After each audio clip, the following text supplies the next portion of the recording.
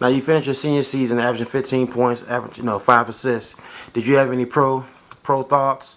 Maybe Yeah, NBA, whatever. I really didn't have no NBA thoughts. I didn't think my game was really like ready right then for for NBA. To be honest, I thought I could have had a chance to maybe go overseas and play, but then I went to like a couple of camps and I didn't really get no good feedback. I went to a camp in Chicago and the guy that was coaching us was from Chicago and he was like trying to get all his Chicago Gotcha. kids into out there to play and kind of left whoever else was on the team. You get in where you fit in. So I kind of got discouraged by that and then kind of maybe gave it up after like a year or so after I left Texas and then I was just like I just got to maybe concentrating on getting my degree and trying to get a good job. But I don't got no regrets on my career. I felt like had a pretty good career coming out of Sunnyside. Yeah. Chicago and playing varsity and getting to a D1 level. You ask anybody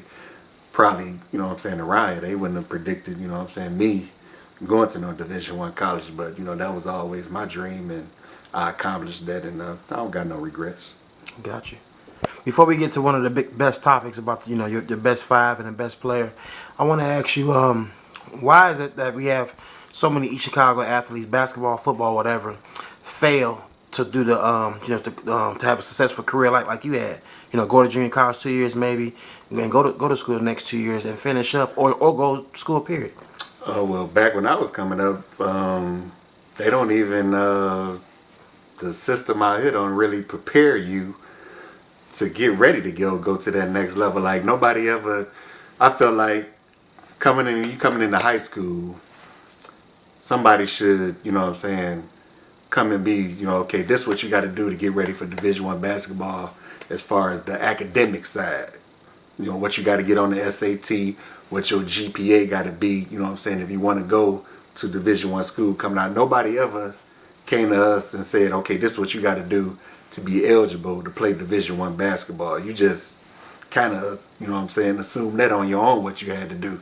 Nobody came to you as a freshman and say, okay, this is what you got to do. If you want to go to the next level. So I feel like the system here is kind of lacking in that aspect. I don't know how it is now, but back when I was coming up, you kind of had to figure that out on your own what you had to do to go to the next level. Gotcha. And I say that because Etwan Moore, who is known as probably one of the best players to come to East Chicago. Yeah. I mean, he's a great player. Played 4 years at Central. Of course, at Purdue, he's doing well. Yeah. But we glorify him for going to school for 4 years when it should be expected. Every athlete should go to school. But we have so many failures Yeah. in the process. Yeah, he had a good support system, coming up. And a lot of, some of it got to do, with your family, with, your background, coming out of, maybe Guthrie or coming out of the, the projects. You don't see like other, people going off and, doing well in college. And so that's why I think like the older guys, need to maybe come back, and to try to tell these guys, try to mentor them and let them know, hey, it's more out here than East Chicago, and you need to do this and do that, to go, maybe not, they might not make the NBA or go overseas, at least get your degree, go 4 years, get your degree so you have something coming out as far as a good job. And I don't know, like with Eton's situation, Miles was a pretty good mentor for him and letting him know, he was pretty strict from what I seen from the outside, and getting them guys, trying to ready, not from a basketball stand, but for life, trying to get them ready for life after basketball. Gotcha. What is the difference in basketball skills between the Calumet athlete and the Harvard athlete, as far as basketball wise? Is there a difference, or are they similar, or what? Nah, I don't. I think East Chicago basketball is East Chicago basketball. Whether you come from the Harbor or Calumet, Everybody. I didn't really see no differences. When I was coming up in nobody games like coming from Calumet, coming from the Harbor. Everybody was kind of, scrappy. Physical. Um, No, I didn't really see no difference coming up. Okay. How did it feel having a better career, a longevity career than some of the players you mentioned, like Greg Arrington, Jay Bugs and guys like that? Not saying you just better, but you defied all odds. As you said, Hey, you played. yeah, Yeah. it felt good. I mean, looking at some of the guys that was I came up with that was supposed to be more talented than me, and then I'm looking back, you know what I'm saying? Now it's like, man, from where I came from, coming up through elementary, through junior high, I was always like in the background of guys, and then come to see I made it like further than a lot of people coming out of East Chicago to play Division I basketball and play against guys that went to the league. And I'm Gotcha. thinking back like, so I had a pretty decent career. Who was your toughest opponent you faced in high school and also in college?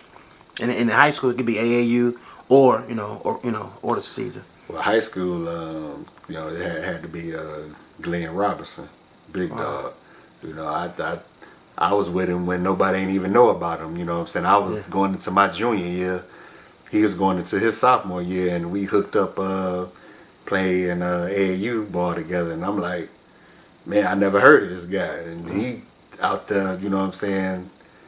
He worked. I'm like, we gonna have to look out for this guy coming into the season. And I'm trying to tell, you know what I'm saying, my guys coming back. You know what I'm saying? Like this dude, watch out for him. He just a sophomore, but he ready. You know what I'm Yeah. saying? I already knew from playing with him all summer that he's gonna be the real deal. Yeah. Coming in the high school. So and then we played AAU. We played against Chris Webber, Wow.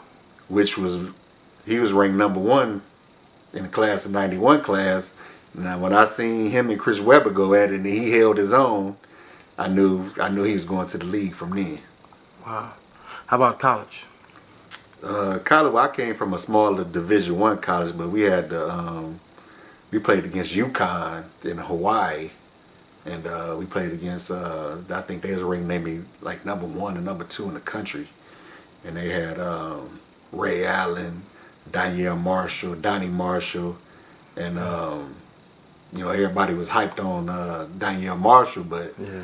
Ray Allen was I could tell, you know what I'm saying, he lit us up for like probably like about 25, 30 Yeah. that he was gonna be a good player. I knew he was probably gonna be going to the NBA in a couple of years.